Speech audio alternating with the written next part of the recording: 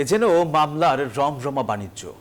নিরীহ মানুষকে হয়রানির অভিনব কৌশল। ৫ আগস্টের পর হয়রানির উদ্দেশ্যে মূল আসামির সাথে অসংখ্য নির্দোষ মানুষের নাম জড়িয়ে দিচ্ছে একটি মহল।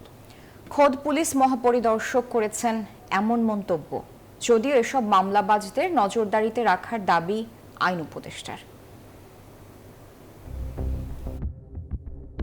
মাহফুজ আলম শ্রাবণ জুলাই আগস্ট আন্দোলনে নিহত হন রাজধানীর মিরপুরে। গেল ২০ এপ্রিল ঢাকার চিফ মেট্রোপলিটন ম্যাজিস্ট্রেট আদালতে নিহতের ভাই বাদী হয়ে মামলা করেন, যেখানে আসামি করা হয় অভিনেতা ইরেশ জাকের সহ ৪০৮ জনকে। ওই দিনই আদালত তার জবানবন্দি রেকর্ড করে অভিযোগটি পুলিশকে নিয়মিত মামলা হিসেবে নেয়ার নির্দেশ দেন।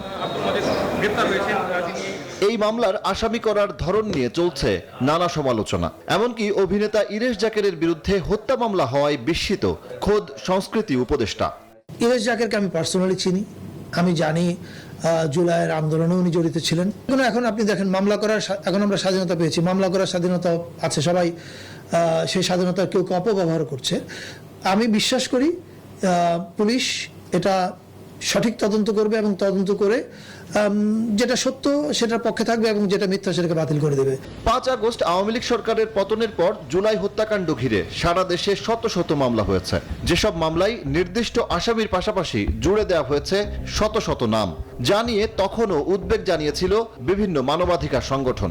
অভিযোগ রয়েছে এখনো মামলাগুলো নিয়ে বাণিজ্য করছে এলাকাভিত্তিক বিভিন্ন চক্র। অভিনেতা ইরেশ জাকেরের বিরুদ্ধে মামলা প্রসঙ্গে আইন উপদেষ্টা জানান, মামলা করতে কোনো বাধা নেই, কিন্তু কেউ বাণিজ্যিক উদ্দেশ্যে মামলা করছে কিনা তা জানতে প্রশাসনকে নির্দেশ দেওয়া হয়েছে। মামলা করতে কাউকে বাধা দিতে পারি না, কিন্তু মামলা হওয়ার পর আপনারা খেয়াল করে দেখেছেন স্বরাষ্ট্র মন্ত্রক থেকে বারবার বলা হয়েছে যে অভিযোগের কোনো বস্তুনিষ্ঠতা পাওয়া না গেলে কাউকে যেন গ্রেফতার না করা হয়। হয়রানিমূলক ও ব্যবসার উদ্দেশ্যে করা মামলা নিয়ে কড়া মন্তব্য করেছেন পুলিশ প্রধানও। যেটা ৫ আগস্টের পরে দেখা গেছে, আপনি ভেরি রাইটলি সেড, অনেকে ওই অসৎ উদ্দেশ্যে মানুষের কাছ থেকে অর্থ আদায়ের জন্য, হ্যারাস করার জন্য, ভয় দেখানোর জন্য অপরাধটা হয়তো করেছেন ৫ জন কি ১০ জন, ওখানে আরো ৩০০ লোকের নাম দিয়ে মামলা দায়ের হচ্ছে।